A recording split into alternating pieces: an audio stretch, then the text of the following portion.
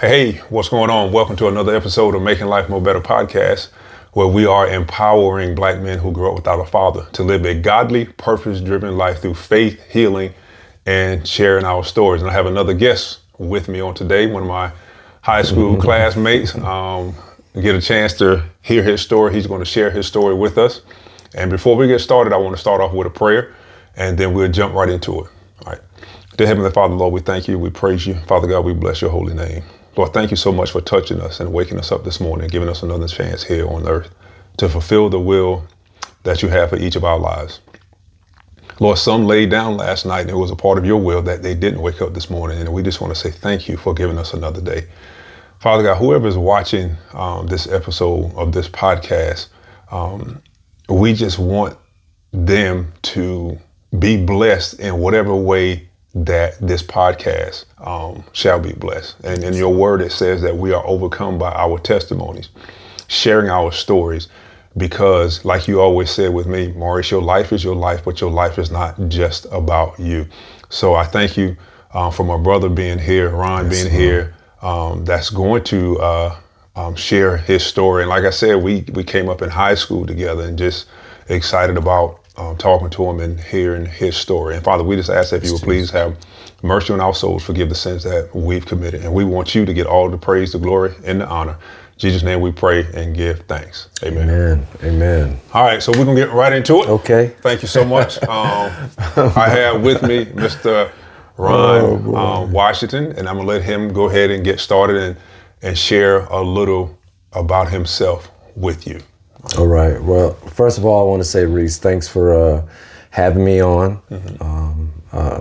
Since talking to my sister and getting a little information about what your mission was here, right, I felt that I could possibly be a small element. Right. My name is Ron Washington. I've been teaching school now for over 25, 30 years. It all depends on if you want to count those years by the principal status, as you know, you can get paid when you retire for those years or not.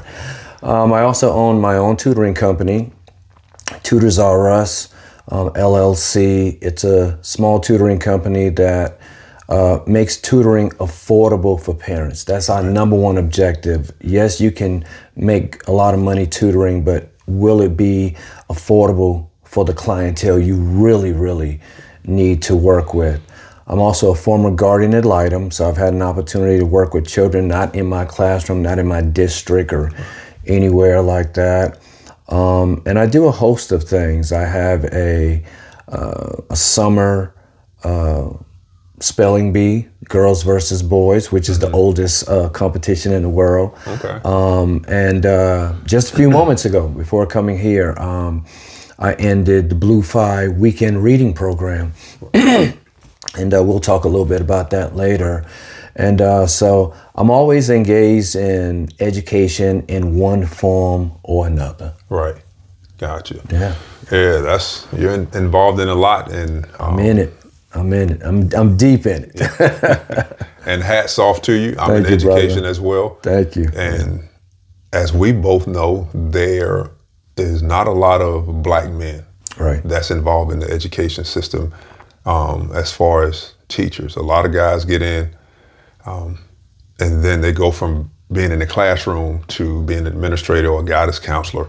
And I was asked that several times while in education. Why don't you be a good guidance counselor, a good assistant principal? I was like, nah, because I felt like I needed to be in there in the classroom with the kids. Yeah. So it was more of a hands-on, and that's been my experience. Let me feed back off of that. Mm-hmm.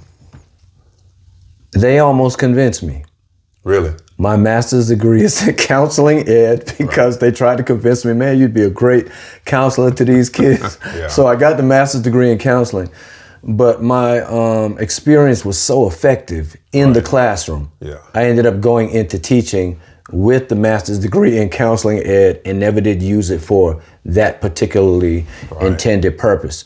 But it was good that I still had the knowledge and the know-how to speak to these kids off the record like a father would. I spoke to children, man, and just, hey man, let's just talk about it. I know you're angry. Mm-hmm. excuse me, let's talk about it. I'll give you 5 minutes to get it off your chest. Yeah. And the attention, the mild-mannered voice, I don't know, that brazen manly figure Right. is something that they don't get often. So when they do get it, they really do appreciate it. Right. And also something that's funny, man, since I used to watch you and Little Bill play basketball, man, I used to love coming to the games. Yeah. But I was teaching at a school in Alkaloo. It's a place next to Manning, real small town. The school was called Alkaloo Elementary. I think they've torn it down and turned it into a charter school. And I didn't want to go into this field Right. of education. I was typical Southern thinking. You graduate out of high school, you find you a good manufacturing job that pays a lot of overtime, Westinghouse International Paper. You know what I'm talking about, right? They cross the railroad tracks. Exactly. You know? So that's what I was thinking about. But at the plant, you would work 4 days straight and you would have 3 days off.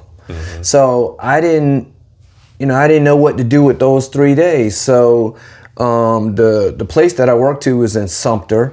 It was called Diebold or Diebold at that time. We made rubber stoppers for vials that hold blood. And so I was like, man, I got all of this time, and the town was so small, there was nowhere to go, nothing to do.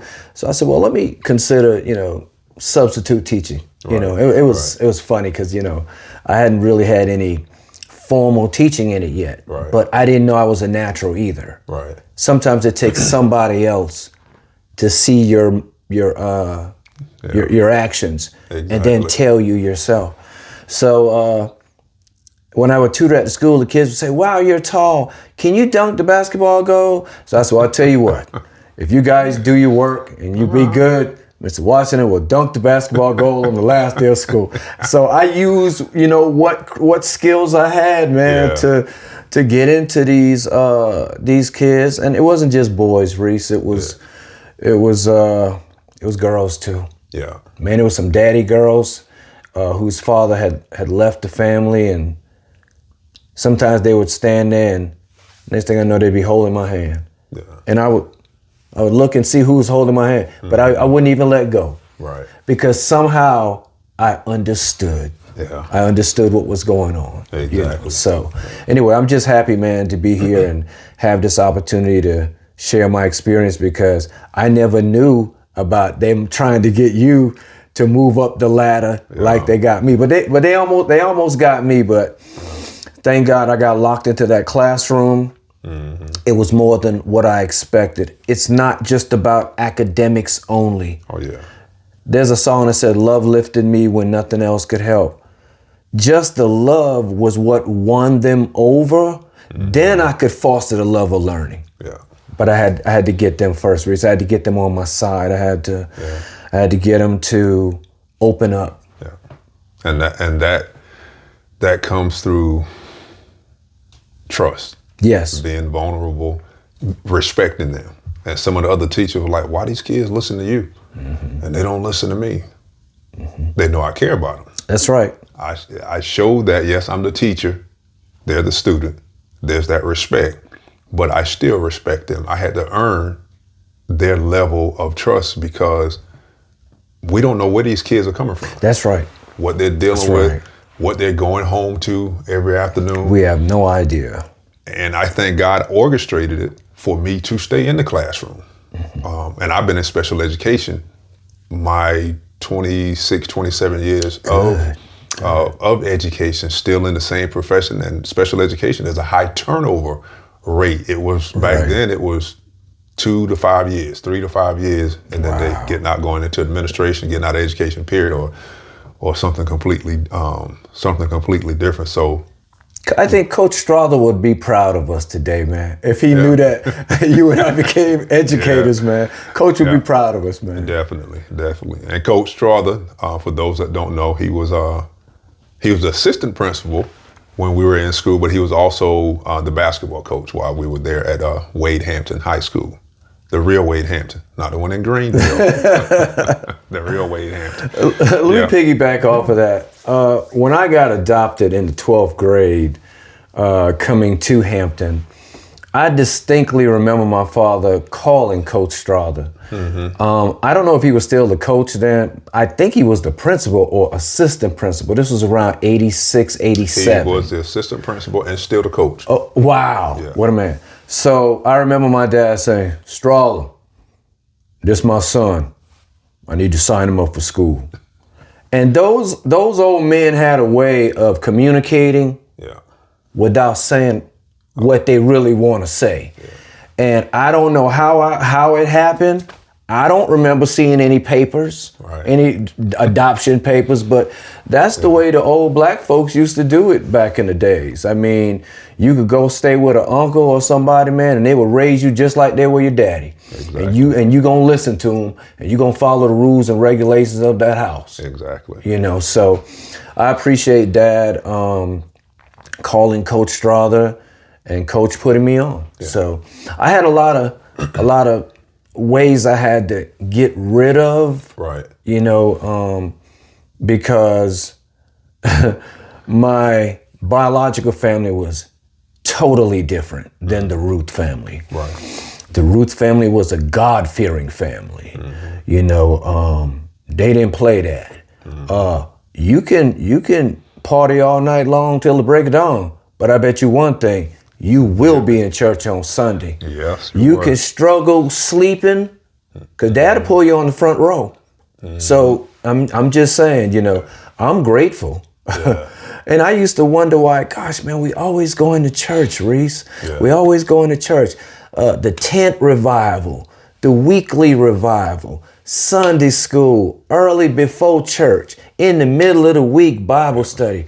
But oh my gosh, am I so grateful for it. Because when I faced a lot of turbulent times in my life, and God knows there were some turbulent times, man. I felt alone, and you know, you never really know until you're walking in somebody's shoes. But I found out, you know, all I needed was Christ to help me through. I had to change my way of thinking. I had to understand He's not going to put any more on you than you can bear, Ron. It's just a test.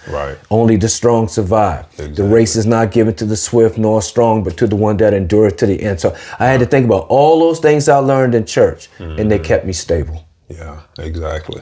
I'm going to take a minute. For those of you, if you like the content that you're hearing, if you like this conversation, please consider subscribing, and hit the bell notification so you can be notified each and every time that we drop another episode.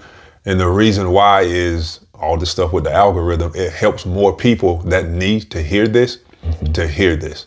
So if you're getting any value from it, please consider doing that. Like, subscribe, bell notification, and share it so that it can reach the people, the men, the young black men that needs to hear this. When I reached out to you, I saw you commented on one of my posts, like, how could I be on the podcast? And my first thought was, damn, did he go through this too? And then when I called you, you text, and then when we finally talked, you shared a little in regards to your situation. And since we've been sitting here talking, you've mentioned you being adopted, your family that was in Beaufort. Can you share some about your process, about your story? Yes. I really do hope this will reach somebody. After a while, I felt that everybody had a story to tell, so I stopped telling the story. Many years ago, I began writing a book called The Crossover. But my crossover came from Nick Van Exel. At that time, Nick Van Exel was the man with the crossover, cross you up, boy. So I was thinking about, you know, how I could cross over from the Washington family to the Ruth family, because it was a total crossover. I went from a single parent home to a loving mother and father. I went from being the oldest of 7 to the baby boy under Lester. You know, so I got a chance to see what it felt like to be spoiled. But in my biological family, I was the oldest. my story starts off at an elementary school where had to have been around maybe somewhere between first grade and third grade. The teacher said, "Ron, why are all your fingernails purple?" And I said, "I don't know, I fell." And, being a little child, I really didn't, I thought in my mind, if I gave her a brushed off answer, she would just let it go and leave me alone. But she did not. Right. She reported it to the principal. So then the guidance counselor, got me involved. And so that's one reason why I thought I wanted to be a guidance counselor. Right. But once again, more effective in the class, especially as black, strong men, alpha dog men. But they called the cops. The 10 fingernails were because my grandmother would put my hand on the table and take a hammer and tap each fingernail. That's what you get for stealing. Now, thank God for education. I'm an educated black man now, and I understand the rationale behind what they did. I wouldn't say I excuse their behavior, but it's hard to do better if you don't know any better. Maya Angelou says, once you've been taught better, do better. Don't keep doing the same, dumb things again and again. Right. So make a long story short, they took me from my grandmother. I didn't know any better. I was a little boy, and they told me to tell the truth, and I told the truth. I might have been a little brutally honest, but I told them the truth. I was a little boy, and we had to learn a word called ration. You got to ration that food. And I didn't really know what that meant. As a kid, all I know is my stomach started growling. I got to get something to eat, It was difficult because even when I would eat, that would still not be enough. Right. So I would want to go back and get more food, but you got your behind cut when you did that. It could be a behind cut. It could be getting whipped with a water hose. It could be getting whipped with an extension cord, drop cord. Sometimes you make them mad. They grab the lamp, take the knife, cut the cord off the lamp, wear you behind out. There were times when there were sores I hadn't healed yet from the last whipping. So all that would do is reopen or re-injure the injury. But, I thought that everybody went through that. I thought that, hey, when you're bad and don't do what you're supposed to do. But all I knew was I felt like I had a condition because I love to eat. And I just refused to understand the word ration. But so since I couldn't eat at the house, then I started stealing out the stores. In cities and small towns, everything is in walking distance. Sal's Pizza Joint, Mr. Charlie's Seafood Market, Dobbs Grocery Store. Everything is in walking distance. Ride your bike, take a taxi. Everything was, within reach. But when you move to a small country town where everything closed at 6 o'clock and whatever, people are watching you, so you can't bring those same skills you think you mastered. And so I got caught. I didn't know that my grandmother and the man that owned the store had a deal where he ran a tab for her. Right. And that's how we got our food. She ran a tab, and when she got her check once a month, she would go and pay off the tab. Yeah. Well, there was a broken glass within the reach of some candy. So I came in there one day, I had my plan all together. I was gonna point to him and tell him to give me 50 cents worth of salami while the left hand was grabbing the now and laters. He caught me.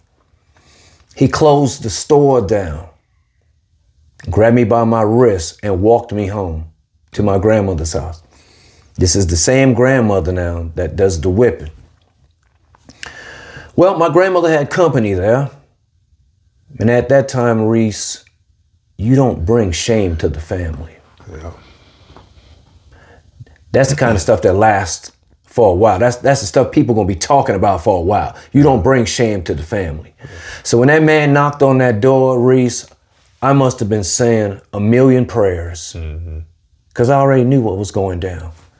Well, this time, instead of getting what we call the hand mash, she cut the stove on, and she stuck my hand in the fire on the stove. Now, my hand wasn't blazing fire. Right. And I'm not gonna try to be far-fetched.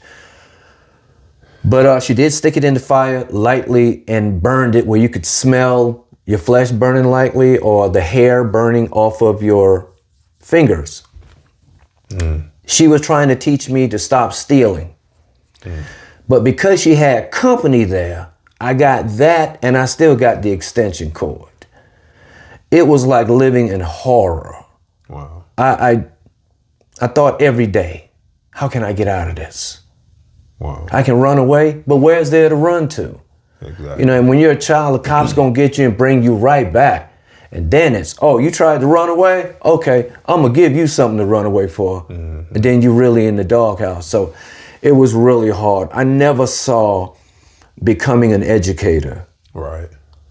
Are you kidding me? I knew I wasn't the smartest kid on the block. I was aware that my mother had me at a very young age in school. It happens, Reese. You know it happened. It happened at our school. Yeah. We've known girls that ended up pregnant, and you know, we were saying to ourselves, "Oh man, you know, like the song Brenda's Got a Baby," you know, and so it was just tough because she hadn't been educated, Right. and that's what I'm starting to see today. I'm starting to see children having children. So mom is not even educated enough or socially grown enough to instill in a child everything they need to survive in this crazy, wicked world. So I just hung in there and I did the best that I could. The courts finally took me away from her because it had gotten to the point where she had been drinking. And she would fall down in the street drunk. One of the kids in the neighborhood would see her and they would come knocking on the door. Yo, Ron, man. Yo, your grandma, man. She fell down the street. Her lip is bleeding or whatever. I go down the street. My grandma was drunk and fell down. Lips busted up, elbows scraped up, knees scraped up. Man, Reese, I'm just a kid in elementary school. She telling me, help me up. And then she's hitting me because I ain't picking her up fast enough so people won't see her. It was rough. It was rough, man. So that's why I started writing the book, The Crossover. I never did get it published because of so many other things I got involved in, but maybe one day. Right. Wow. Like I said, we was in high school together. We never knew.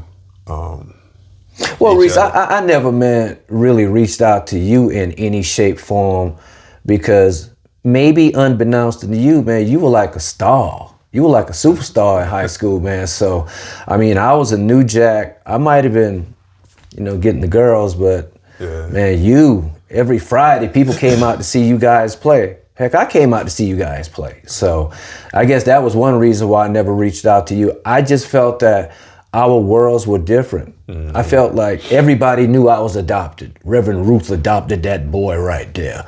You know? We did, and that was the thing. Oh, y'all didn't know? Really? You would hear like different things, but we didn't know. Like, okay. And then I was into basketball and not feeling like what you just said. We were good. We had a good team, great team, and not feeling like that. We were just competitive. So not like we were good. We were stars. Even back then, it was all of the stuff going in within me.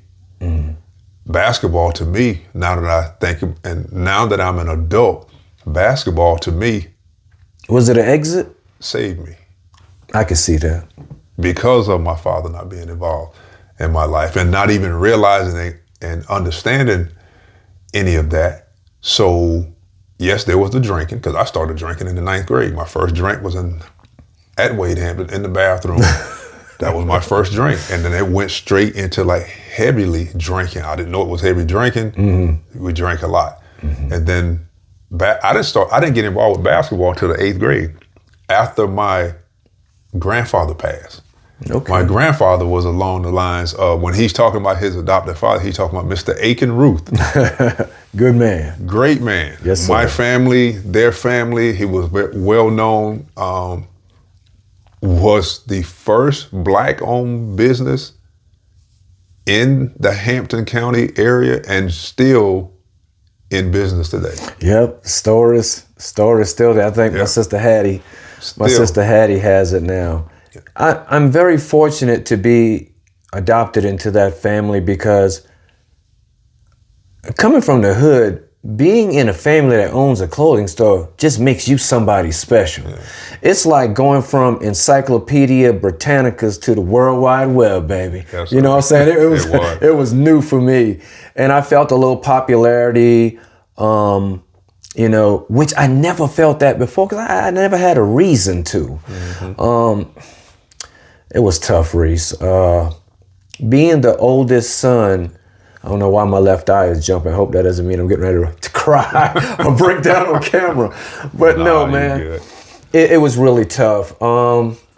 Without the father figure being there, my mother put it on me. Mm-hmm. And I just don't believe, as an educator, as a black male educator, we're a different breed. Mm-hmm. I just don't believe that children's shoulders are strong enough to bear the weight. Oh, absolutely. Not of an adult. And I just didn't get to go to all of the things I wanted to go to. Mm-hmm. So I missed out on a lot. Right. What ended up happening was when my mother went to work, somebody had to be there to take care of the kids. Mm-hmm. Now, my father should have been there to help out with that, but he was never there. I have a rather profound memory in the back of my head, because when I say we were poor, we were dirt poor. Mm-hmm. We didn't even have a car. My mother would leave in the morning. She would walk all the way to, I think it was called Bob Galt's Crab Factory, because we grew up on the Atlantic East coastline. So we were raised up on nothing but fish, crabs, oyster, stuff like that. Whereas in Hampton, you're a little more inside. So you might have had chicken, pork chops and stuff like that compared to living on the water. Right.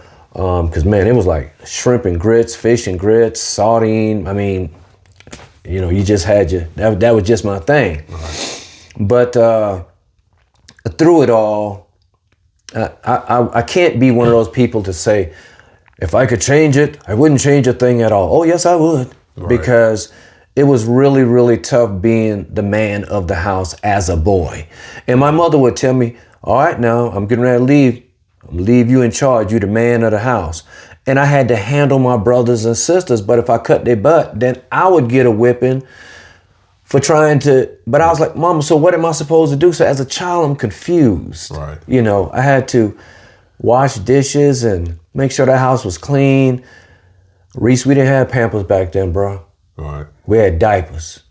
Cloth diapers. Yes. When you leave the city and you go to the country, things are just different. Now, I was excited at the fact that there were plum tree, pecan tree, pear tree, fig tree. And I was like, man, because I always had that appetite to eat. I was like, man, I can go eat off these trees for free. All I got to do is wash it. And, it was all good. So I love that part of the country. But, man, it was tough. My mother would get up, go to Bob Galt's Crab Factory, stand on her legs all day, work hard. And then when she got off, she had to walk back home. And as a child, I watched her do that. Mm-hmm. That vision is embedded in my mind. And I'm telling you this because I think I was maybe 47. Mm-hmm. And I went to the Low Country to visit my mother. I was already successful. Everything had been after that. College, grad school, everything, man. Just a blessing. And I came home and my mother sent me to the store, as she always does. They love to send us to the store. Now, go to the store and pick up me whatever. And so when I was at the store, she called me and asked, Mom, what'd you forget? What'd you forget? She said, Ron, your daddy is here. I said, Reverend Ruth? Right. What is Reverend Ruth doing in Beaufort, South Carolina? Mm-hmm. She said, no, baby, your real daddy is here. I said, man, look here, mama.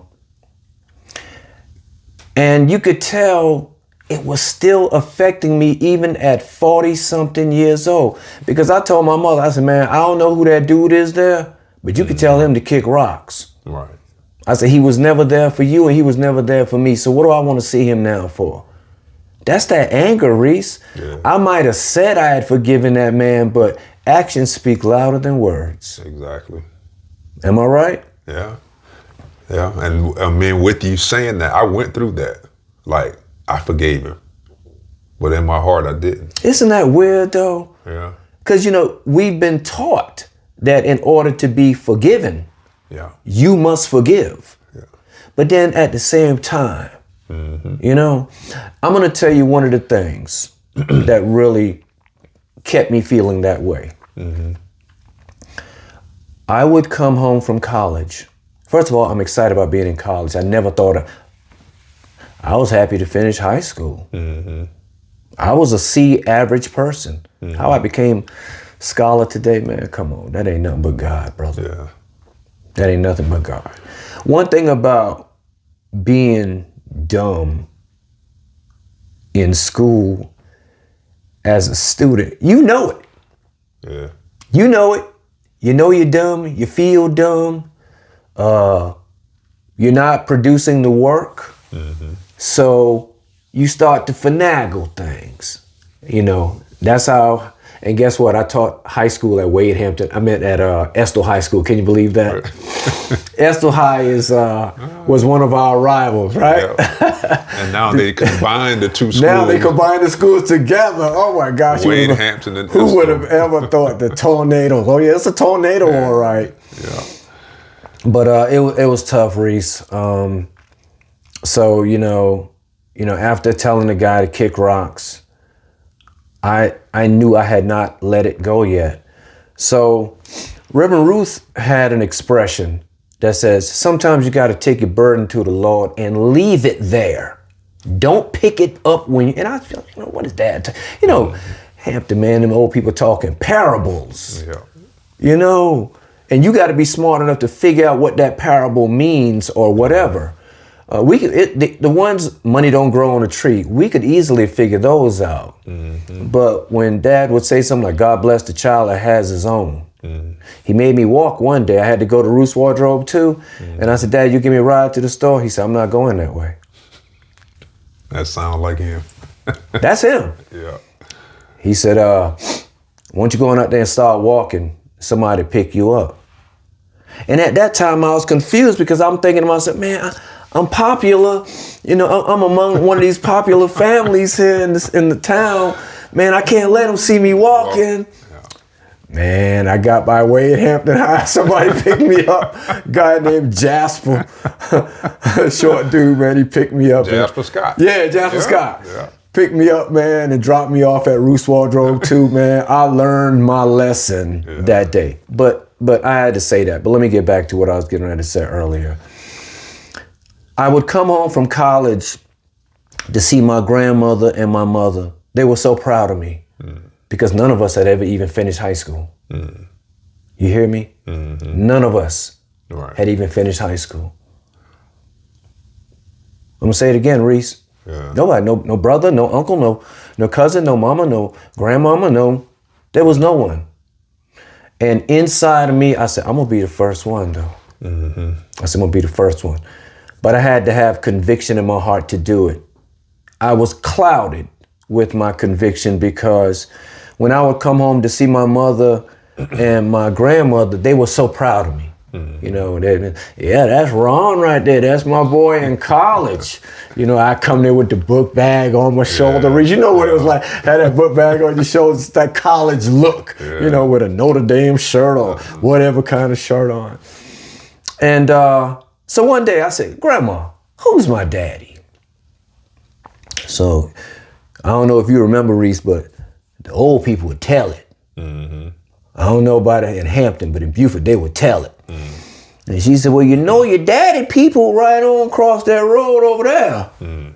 So I said, who? And she was like, your daddy healed the people. So that was the lady's name, my supposedly father's mother name. So I went over there and, I met the lady and everything. And, I was squaring her up, Reese. I was looking at her. She was light-skinned like me. She wasn't just light-skinned. She had like a Creole kind of light skin, Right. She had the dark rings under her eyes like I did. So I just began to use, deductive reasoning, process of elimination, whatever you want to call it. And I was like, yeah, this has got to be my grandmother right here. So I asked her one day, I said, because after I got to know her, I would come and visit her all the time. I would bring trophies home. My first year in college, I made the dean's list. Nothing but God. After I made the dean's list, I made it again. So then I became an O.R. Rubin Scholar, Anna B. Rubin Scholar. I just kept rising. Who's who in American colleges and universities. So I came back and I said, Miss Hilda, my grandmother said that one of your sons is my dad. This lady looks at me square in my face and said, baby, I don't know why your grandmama telling you that, but ain't none of my sons could possibly be your dad. Ain't no way possible. So I went back and I told my grandmother. And my grandmother now, she was one of them grandmothers that didn't play. So she was very matter of fact, okay? She was like, see there? Old uppity behind people over there, they think they too good for somebody. Well, after she died and passed, all of a sudden one of her sons wanted to come along. I had walked into her house, Reese, for 4 years coming back from Morris College. Even grad school, when I was finished with my master's. And there would be two guys there. They were her sons. And they'd say, hey, Ron. And they'd say, Mama in the room right there. And that's all they would ever do. They would just direct me to wherever Miss Hilda was. And I'd go in there and I'd stop by and see her. And Miss Hilda would always tell me how proud she was. And what a remarkable job I had been doing as a young man that came from the sticks. To me, getting my own car. Because Dad said, God bless the child that has his own, remember? Exactly. So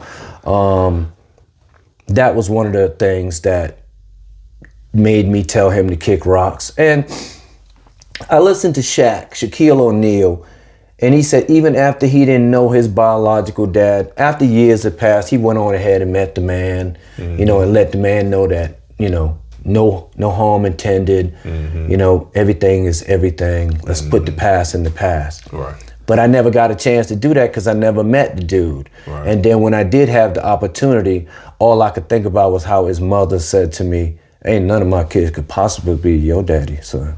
Wow. And that hurt. That hurt. Let me tell you, Reese, about the trauma that we as Black men experience. And I'm grateful to God that I can explain this, because when I was in graduate school, we would do case studies. A couple of the case studies were really about people like you and I, who went through it with our fathers and the effects it had on us when we tried to be in relationships. For example, if it's just you and your mom, and you watch your mom all the time, because she's, remember how mom used to tell us, I'm your mama and I'm your what? Daddy. See? Yeah. Now, of course, they couldn't have been hermaphrodites, and even if they were, they couldn't fertilize themselves as a hermaphrodite. But I'm sorry. Nobody can teach a Black boy how to become a Black man better than a Black man. That can be your daddy, that can be your uncle, that can be your school teacher, that can be coach.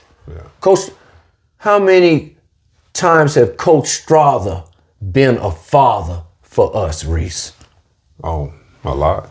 For so many. And you didn't say father figure. No. You said father. I said father. Yeah. Know what I'm talking about. Yeah, he was that. And he was tough too. Yeah. He was tough, but he was still loving. you know, and I like to give credit, you know, to Coach for that, because that's what kind of teacher I am today. I'm tough, but I'll love up all on you. Right. My students in my class, I teach 4th and 5th grade at an elementary school, the Center for Learning in Columbia, South Carolina. Fantastic private school. Right. I gave up more money teaching public school for less money in private school because I had less problems. Right. I couldn't do the public school thing because I wasn't raised to let kids get up in my face. I'm sorry, Reese. Yeah. Degree, career, whatever you want to call it. And you're not going to put me down. Right. You're not going to tell me I'm not meeting the goals. You're not just making the mark. Well, first of all, are these objectives realistic? Right. Yeah. You know, Mr. Principal, are these realistic expectations? You know what I got? Reese, when I taught at Esther, dude, I had 31 deep in my class. 31 deep. And that was a while ago. Yeah. Because there's no such thing as Esther High anymore. So it was really tough. But today, when the kids at my school make 89% or higher collaboratively, I throw a cookout for them at the end of every month. Yeah, the budget is a little tight on my pocket as an educator, but it's worth it. Yeah. They see a man cooking on the grill. They see a man figure loving up on them. And when those kids give me hugs, I go ahead and take them. Right. Because after a while, that hugging gonna stop. They ain't gonna be hugging you no more. It's gonna be embarrassing, you know, to hug your teacher, you know. So, but I'm just glad that today, and I am married. I have 2 girls, 2 boys from my first marriage, and the boys are doing okay. My girls are doing fine too. Maya is a 12th grader. She's at Lander. Madison is at Dutch Fork High. She's some company commander or something like that in JROTC. You know, I can't read the chevrons on their sleeve to see who's the sergeant, who's the lieutenant, who's major. So. And your oldest daughter's where? Lander. Okay, my alma mater. Is that right? Yeah. Get out of here, dog. Okay. Both my degrees, I got 2 bachelors. What? Business administration. That when I was in school on a basketball scholarship. Right. Then I went back. My grandmother was the one that said, Get why don't you be here. a teacher? I'm like, be a teacher. That's how I ended up going back to school in 95, got a second bachelor's degree in special education. Wow, Reese. So me getting an education was my grandmother. And me getting to Morris College was because of Reverend Ruth. When he said, so what you going to do when you finish high school? I said, I'm thinking about going to PA. I want to go to Pennsylvania, Philly, you know, the city. Okay, Mr. City. And at that time, Penn State University had an awesome football team. But they had just released some news about Coach Sandowski or whatever his name was. And I was like, you know what? I don't think I want to go to Penn State again, you know. But I still wanted to go to the city because Eddie had the clothing store, my older brother. Eddie had the clothing store. Another one of my sisters, Shirley, she had a store in York. My other brother was working for IBM. I wanted to be there where all of that fruit was being grown, you know. But my dad was like, you know, if you go to the big school, you ain't gonna be nothing but a number. You know, you go to Morris College, you'll be somebody. And I looked at Morris College, I was like, man, that little liberal arts college, I was like, I don't want to go there. Best thing I ever did. Best thing I ever did. Let me tell you this, not to get off track, but birds of a feather do flock together, but sometimes you can be in the wrong place at the wrong time. We were leaving off campus one night. I had my little Volkswagen Bug. You know, we had to drive what we could afford back in them days, you know. So it was no shame in the game. As long as you could ride, you could ride. I was leaving off the yard with a guy nicknamed Heavy D. So one of the girls in front of the dorm said, hey, Ron, what you guys getting into later on? So I said, well, I don't know. I said, I'm about to go to the house and cook. And she said, well, bring me some back. So Heavy D said, well, why don't you and a friend, why don't y'all come over to the crib? You know, like that. So the girl said, you shut up, Heavy D, and she called him fat or something like that. And he was like, you don't want to mess with me because I'll blow up the whole dormitory. So we laughed at it and drove off the campus. Right. I thought nothing of it. Nothing. Mm-hmm. Next day I go on the campus, I'm hereby suspended because of a bomb threat. I said, what are you talking about? They said that night after y'all left, there was a new security guard that called the cops. Yes, man, the ambulance was there, fire truck, all of that. Wow. So I got kicked out of college for a couple of days. Oh, dude, remember how I told you I was scared when that man brought me from the store to my home, to my grandma, because I knew what was getting ready to happen? Yeah. Dude, I was afraid he was going to call Reverend Ruth. And Reverend Ruth was the only father I had, man. He was the only thing I ever had close to a dad besides my grandfather. Right. And I didn't want to disappoint him. Yeah. I did everything not to disappoint that man. And if it took being successful off of not wanting to disappoint a black man, then so be it. Mm-hmm. But it was my motivation. Yeah. So I just went on ahead and told on myself, man. I said, Dad, look, this is what happened. And he was like, I already know that. I already talked to Lund C. Richardson. My church gives so much to the Southern Baptist Southern Association. Is that what it is? Some kind of Southern Association? Yeah. So, and man, they were serious. Mm-hmm. Those preachers were really serious about that association. Still like that Still today? are? Okay. Yeah, so like Dad say, you shape yourself up and don't bring shame to the family. I didn't teach you to act like that. I said, Dad, I didn't even do it. Birds of a feather flock together. I said, Dad, it wasn't me. I was trying to explain that it was Heavy D that did it, the boy Robert, not me. Mm-hmm. Dad didn't want to listen. So anyway, I had to meet with the president. But I couldn't even come on the campus. So I had to park on the side. It was hot. I had on a tank top. Mm-hmm. So I'm standing outside on my bug waiting. I see President Richardson car passing by. So I was like, Dr. Richardson. So he looked at me and drove on off fast. So I was like, what? You know what, Reese, when you're young, you need a male figure to teach you how to handle the kinks of life, to teach you how to get mad and go do something about that mad. Yeah. Transmogrify it into going jogging. Transmogrify it into lifting weights or whatever. Mm-hmm. Some people smoke cigarettes, but that's for what they do. But nobody ever taught me how to harness my anger. So that made people afraid of me when I would get angry. Yeah. Girls would say, I can't date you because when you get upset, you raise your voice so loud until it seemed like, if we date, you might be an abusive kind of boyfriend. I was like, what? Dude, that what you just said, you know how many times I've heard that? Yeah. Even recently, your voice. And then I'm a black man, I'm taller. Yep, that's another thing. Light skin. Yep. And then it was like, that's just what they think. And for a long time, I didn't be myself because of other people. Right. You tried to put on that persona so that it wouldn't. Yeah, let me monitor my voice so it wouldn't feel threatening. Right. Let me not walk up on. I've had people that tell me, you scared me. You're not small, you're big. Mm-hmm. So it was me monitoring how I walk up on people, how I talk. And then one of the things was your eye color. Your eye color just like makes you look, you just like. What? Oh man, it was. Your eye color? Yeah. Oh, come on, man.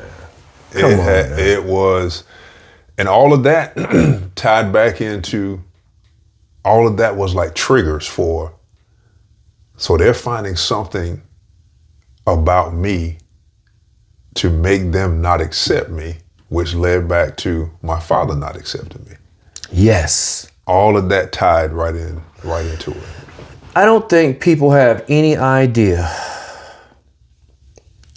what kind of hole is in a child when the father is missing. they can't begin to fathom.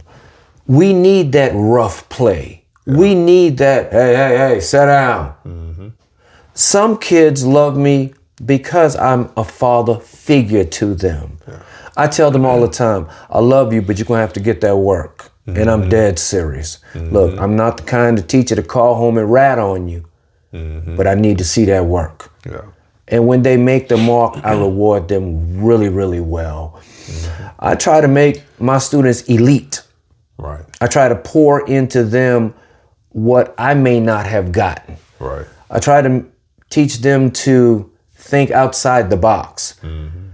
I teach them how to think logically. If that doesn't make any sense, why would you do that? Right. Before you do it and say, I don't know why I did that. Exactly. Be a thinker. Right. I teach my students how to think analytically. You're going to run into big things in life, Reese, but there are ways that you can break that thing down into smaller pieces and look at them closely and analyze it. You got a big picture of the United States, slice it into 4 pieces, set it up in regions or whatever, and then study one region at a time. It doesn't have to be overbearing. Right, exactly. I didn't know I had anxiety coming along, and that's why I would, heart start pounding. Reese, I'm going to tell you something, man. I would have people to say something that was good, constructive criticism. But inside, I can't stand your guts for what you just said. Yeah. And it could be something I needed. Right. But the harnessing of that anger from that father not being there. See, when you watch your mother, you grow up off of seeing her emotions and you learn from how she reacts as a woman. Mm-hmm. So you think maybe that's how I'm supposed to act as a man.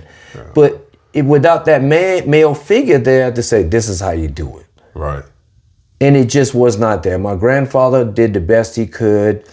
My uncles lived too far away. I would see them sporadically, but for the most part, I just knew I had to be better. Right. I knew I had to be better than the child abuse situation. That's what made me become a guardian ad litem. Right. So I could oversee children that were being abused.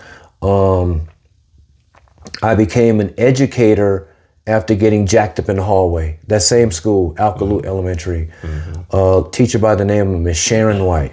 It was her and another lady. And she said, Mr. Washington, come here. So what's going on? Mm-hmm. And she said, let me tell you something. And she jacked me up to the wall. I'm looking around. She said, let me tell you something. You have a gift to reach these children. I know the gift when I see it. Mm-hmm. You may not see it, but I'm somebody that's telling you. Right. You have this gift to work with children. And I was thinking to myself, man, I was the oldest out of 7. Last thing I want to deal with is some kids, But God had a plan for me. Mm-hmm. It wasn't the plan that I wanted or the plan that I had, but I'm glad I did listen to his plan. Yeah. I'm really glad I did. I'm glad that now as a father, I know how to raise my children without the physical abuse. I made a vow, Reese. Yeah. I would never, ever hand mash with the hammer, burning your hand. Right. Now, once upon a time, I would take the belt off now. Mm-hmm. But as far as all that stuff that I went through, in graduate school, when we did the case studies, they talked about how children who were abused couldn't handle relationships. Mm-hmm. And I'm talking about relationships with their boss, with their lover, with their friends, with family members, because of the trauma over the years. But we didn't understand the trauma because we were taught a man ain't supposed to cry. Yeah. We were taught to be tough. We were taught to suck it up. Remember that? Suck it up. Yeah. And we had no exit. So no wonder somebody would kill themselves from time to time. Mm-hmm. Not something we wanted, but when problems are not addressed, they just don't disappear. Mm-hmm. The old folks say it festers. You're right. It sits there, it festers. You don't even know that that's happening until it gets to the point to where now gangrene. Right, it's like a cancer. Yeah. Like a cancer spreading. Yeah. But I'm so grateful that I have an opportunity to be the greatest dad in the world. You know, my kids love me. One day I was pulling up, and I had to seize the moment. You ever did that? You've been someplace and something was going on, and you say, you know what? I'm just going to seize this moment right now. Yeah. Okay. And I pulled up to the school. At that time, I was driving a BMW 740. I had on a suit. Everything was going my way. Tutoring business was prosperous. I had a mentoring program on the weekends where I would pick up children and take them to the library, take them out to eat, take them to ballet, take them to the movie theater, you know, in a van that my girlfriend gave me, who the girlfriend ended up becoming my wife. Right. I guess she said, you don't see these here too often. I'm gonna hold on to this one right here. And she got me, Reese. She got me because what does the song say? She keep that cooking good. She locked me in with that country cooking, and it was a wrap. It was a wrap. So that's the quickest way to a man. through that stomach. But man, I'm just grateful, Reese. I'm grateful for your platform, this podcast, and what you're doing for others, because somebody's going to hear my story, man, and somebody's going to say, oh my gosh, man, that brother and I went through the same thing. Yeah. I was watching a movie with Denzel Washington. Can't remember the name of it. I'm going to call it Training Days, but that might be the wrong. No, it was called The Antoine Fisher Story.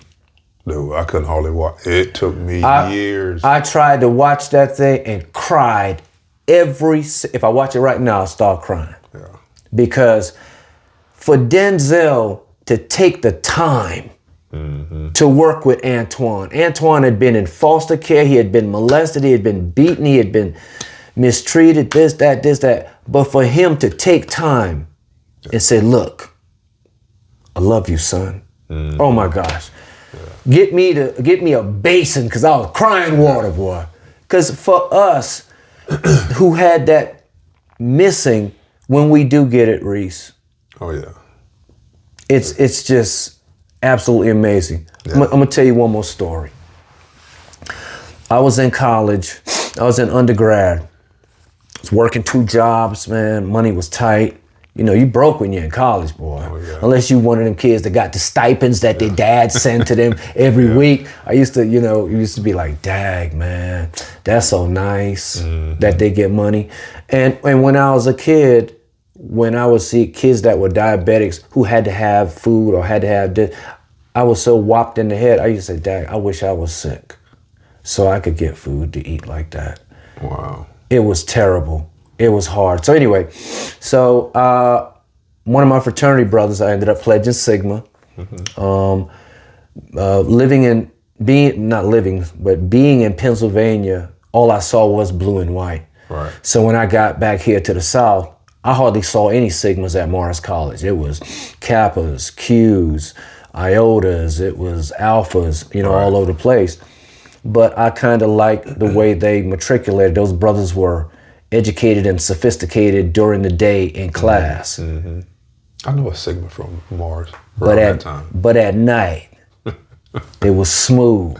And I love that that combination of being educated, good looking, and able to, to flow. So anyway, Sindab told me, one of my frats, he said, yo man, I got these honeys coming over tonight. He knew exactly what to say to me to get me in the door. Right. It had nothing to do with that, Reese. Here I go about to cry again. You can hold it in all you want to. Pressure bust pipes. Right, yeah. Okay? Pressure bust pipes. Stop holding it in.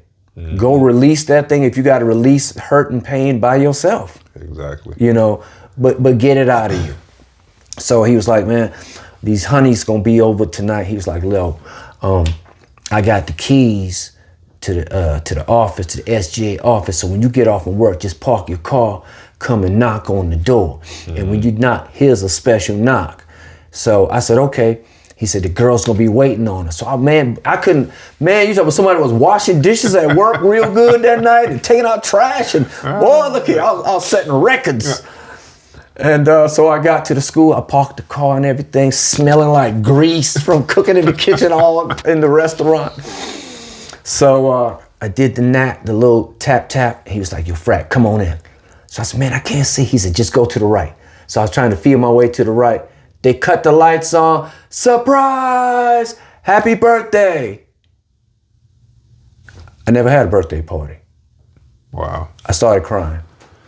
I had never had so many people that I didn't know to care for me so much. These people are not even related to me. I had no family members in college, no family in Sumter. And a lot of the fraternity brothers were older men. Right. Like father figures, Right. like uncles. Like I had one guy's name was Mr. Dowell. God bless him, he's passed now. And he was a Sigma, but he could speak French. And he was so smooth with that French. And I was like, man, teach it to me. Show me how to do that thing. And he was like, you know what? Your line name is gonna be Smooth Operator. I said, for real? Really? But we didn't know, man, that we were digging a hole for ourselves by getting a name like that on the back of our shirt. Right. That was actually turning some girls off, but we thought we were cool and all of that. So they taught me real love. A lot of the older men that were Sigmas, they kind of served whether they knew it or not. Reverend Marion Newton over Jehovah Baptist Church in Sumter. My dad told him to watch over me, and he told Dr. Lund C. Richardson, who's one of the past presidents of Morris College, to watch over me. So what a man.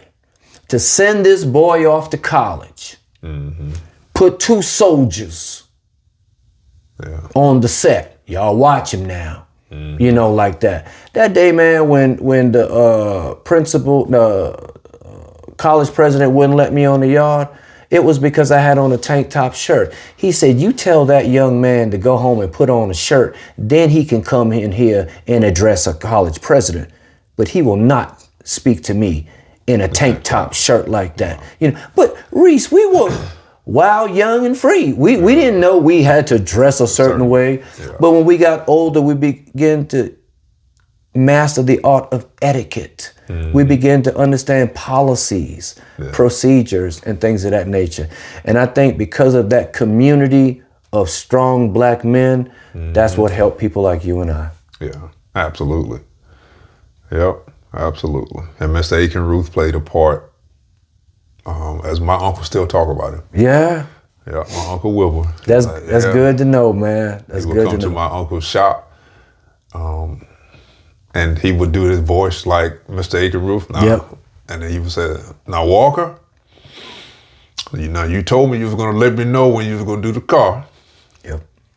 Did you call me and let me know? Oh, I hate it when he talked to you like that. Oh my gosh.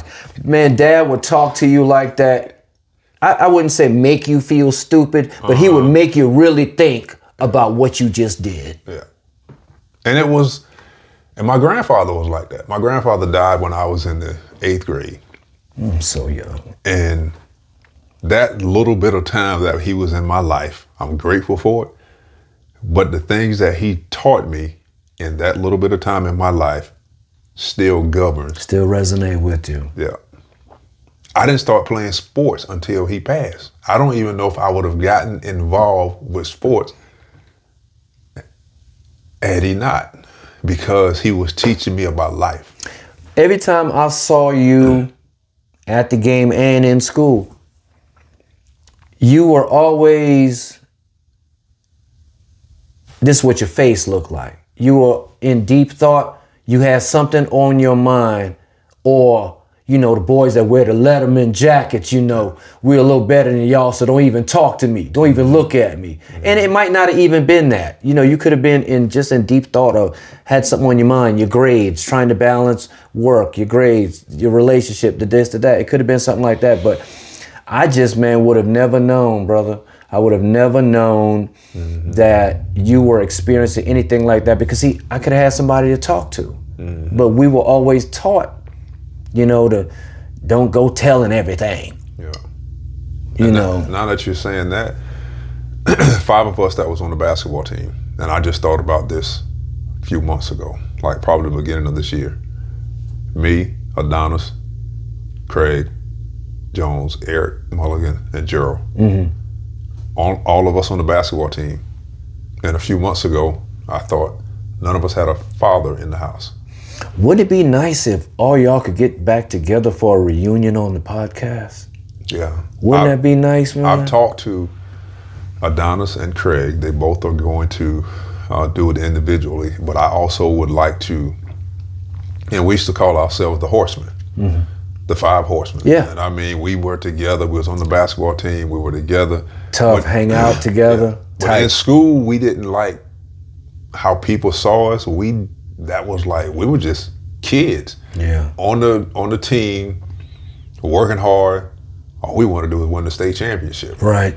My junior year in high school, we went to the state championship. I didn't play because I failed off the team. I was trying to holler at old girl. So all of my focus went to Andrea Fennell. Andrea, he's calling your name, girl. Arnie Fennell. Dating, trying to holler at her. I forgot about my academics and I failed. Well, I ain't gonna lie, those Fennell girls, they were pretty though. They were pretty, boy. They were pretty though. And the class that I failed, it was like, I'm thinking because I'm an athlete, I'm still gonna play. Yeah. Because I'm an athlete, we good. We're gonna win the state championship. You got that margin of error right there that you can play with. In the teacher's class, when I went to him to ask him to pass me, he said, no, I'm not. He said, everybody's gonna be mad with me. He said, you might not realize it now. You might never realize it. And if you do, it probably be years down the road. He said, I'm doing this for you. Wow. That was the best thing, education-wise, that ever happened to me. Him not giving me the grade. Robert Hutchinson, Coach Hutchinson. Yeah. Yeah. He's here in Columbia. When I saw Coach Hutchinson comments on my post. Really? Yeah, when I saw him here in Columbia some years ago, when I saw him, I said, Coach, thank you. He was like, for what? I said, for what a moment. Not giving me the grade. We went to the state championship my junior year, lost by 3 to Crescent High School. Mr. Marion Smith was our principal. When he walked off the court past me, I was sitting in the stand. He was like, you cost us a state championship. Now, he was not supposed to say that to you, Reese. That would tear you up inside. I guess that's how he felt, huh? You cost us a state championship. Coach Strother looked at me like, yeah, that's Coach. You cost us. And that night, on the bus going back home, we decided we was winning the next year. We started the next day. Coaching had to tell us. We took it upon ourselves. We started the next day working towards winning the state championship, and we won it the next year. That's what Jordan said. Yeah. Jordan said when he lost that game, he came back. When he lost that championship, he started the very next day. I said, don't you think you need a little time off to get your thoughts together? So y'all started the next day, huh? We started the next day. We held each other accountable. And the one game that we lost was the Hilton Head. Our senior year, we went 29-1. We lost to Hilton Head in Hilton Head. Buzzer beater. Kevin Northrop played in the major leagues, baseball. Threw it. In the court, I'm up under the basket. The horn went off. The ball went. I caught it. Oh my God! That was the one loss. When they, man, you talking about Coach? We had practice. We got back from Hilton Head late. Coach said, "Be to the gym 7 o'clock in the morning." And I ain't going to say his words. Yeah. And don't be late. We practiced from 7 to 7. We ran suicides. We ran the bleachers, the football field bleachers. We ran suicide 5-yard line back up, 10-yard line back up, 15 back, 100-yard line back up. Oh my God! Started on the other end, 5. Then he brought in the guys from Lester Ruth. He brought in the adults, and we had to scrimmage them. That was a part of that practice. Hilton Head came to our spot. We beat them by 43. Good Lord. 43 points. And that was before they had 3 points. That sounded like y'all took it personal. Oh, we did. We did. But man, I appreciate you so much. Not a problem. Before we hop off, man, I want you to share more about your so people can know about your tutoring program and what you're doing. And I think it's a great thing. Yeah, because you and I have ran into each other a couple times. Yes.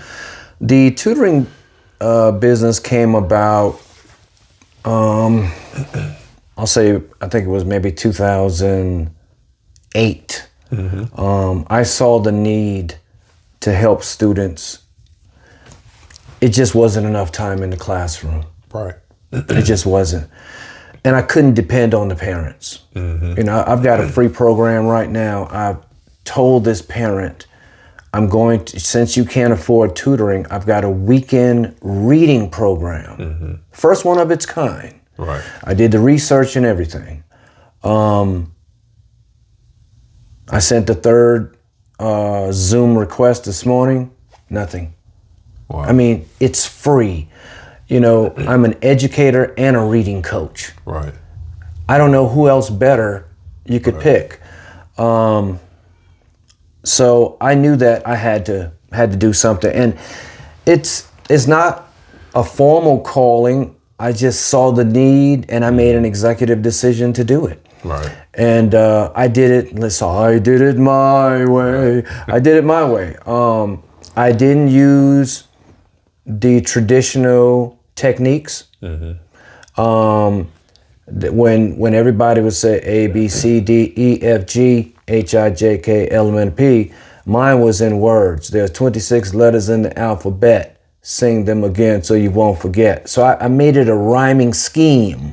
So the kids caught on to that better. Right. So then when we got to math, the long division was killing them because they hadn't mastered their multiplication facts. Right.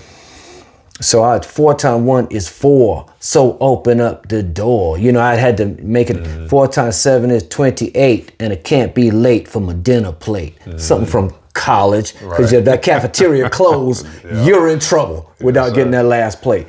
So 6 times 7 is 42. You don't tell me what to do.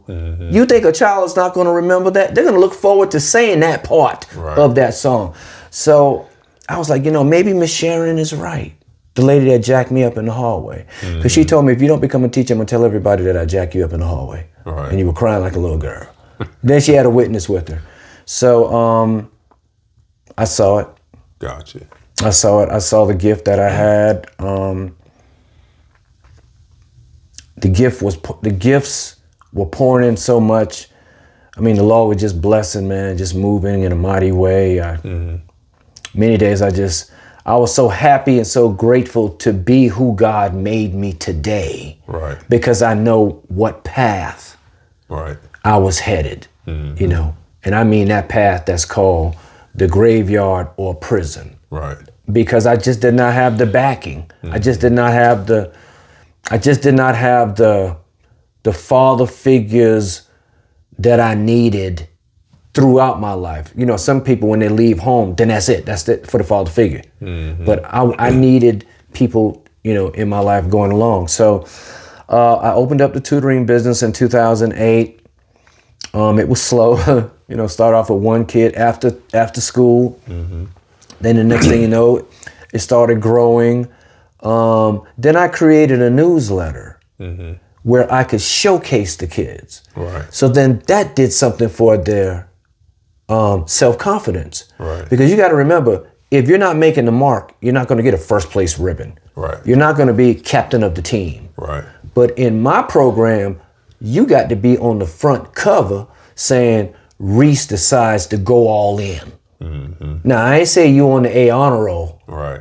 But look at how good you look on the front cover of that newsletter. And then I would send the newsletter out all over the city. And the people was like, man, I saw it, you know, and I saw this, that, that. And it would make the kids' chest just swell. Ms. Watson, can I get a copy? My mama said she wanted a copy. My grandmama said she wanted a copy because they were so proud.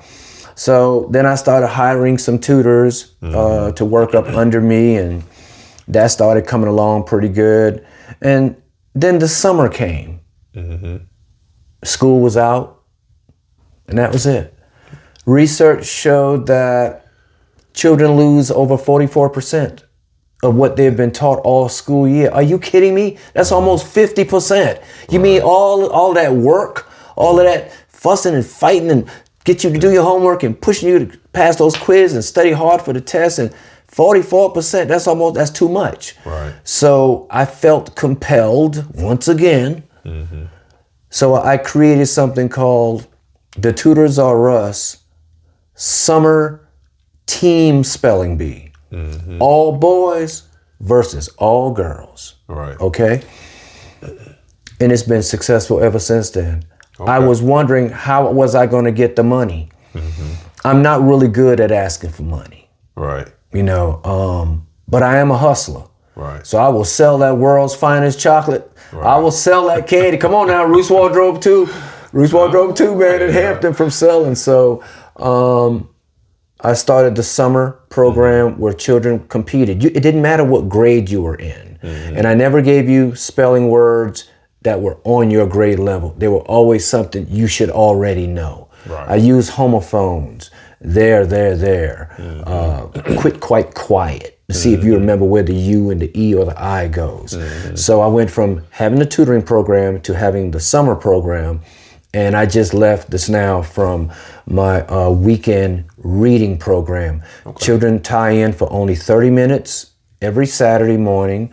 And I pick a story for them and we read it. And I make sure the story is relevant, something they're going to see again. So, Yep. So that's it. Those three components. I teach during the day, but tutoring, the weekend reading program, and the spelling bee over the summer. Okay. Yeah. All right. That's my triangle defense. Gotcha. If there are parents that's watching this and want to get in contact with you, how could they? Yes.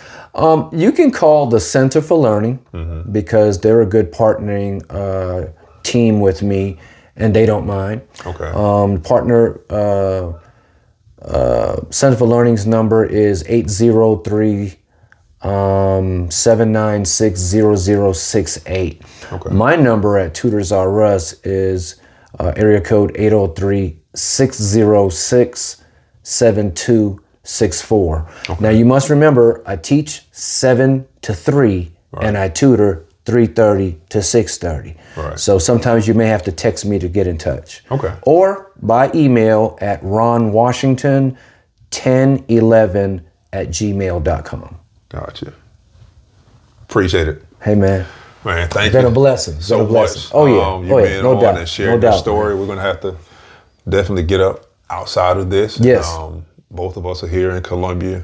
There's some other hometown folk that are here too that we've been talking about. Okay. Getting together. So thank you so much. My pleasure, man. You shared a lot that I didn't know. Shared a lot that I didn't know. But I'm glad I was able to, help you use your platform. Oh, yes. Yeah. And so, just praying that this is definitely going to help someone. So thank you so much for taking the time out, especially if you stayed on to the end. I hope it blesses you in some way, shape, form, or fashion, the way that God wants it to bless you. So again, like, subscribe, share, and check you out on the next episode of Making Life More Better podcast. Have a good one. All right. God bless.